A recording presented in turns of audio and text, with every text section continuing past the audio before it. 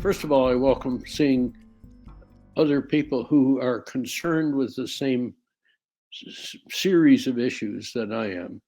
And to misery likes company, kind of. And one of the miseries that we did talk about was the failure of Canadians as a whole to really realize that we do not have a health system as such. In fact, one of our participants described our 14 different systems and the inability of our provinces, territories, and federal governments, and now our regions to enter into a real dialogue to create a genuine system that would apply to optimize the health of Canadians from coast to coast to coast, but at the same time be different regionally so as to accommodate the priorities that have to apply to the wide variety of there are throughout Canada, different by province, different by territory, different by federal responsibility, different by Indigenous community. Those differences are being frustrated.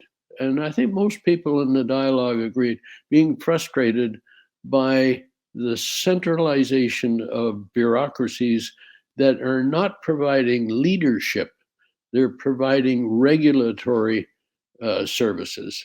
And regulation and leadership are different things entirely.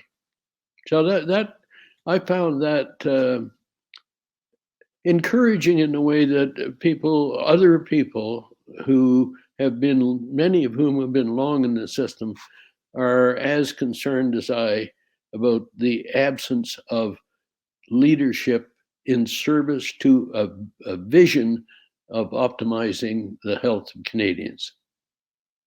The first I would give priority to is for the provinces, the territories, and the federal government to actually create a mechanism whereby they really work together. What to do is not such a big problem because, frankly, there have been many reports about what we should be doing. You can go back to the Romano Commission or you go back to the National Commission on Health. They're really, the advice is there.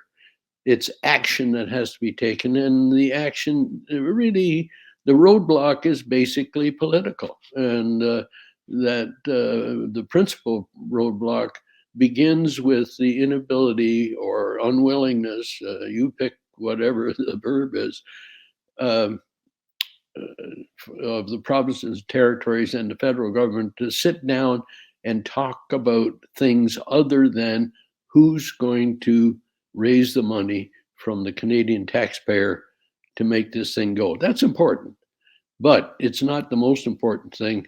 The most important thing is for those three major bodies to get their acts, and I use a plural there, their acts together so that we have a coherent system, health system, that will, again, optimize the health of the Canadian citizenry.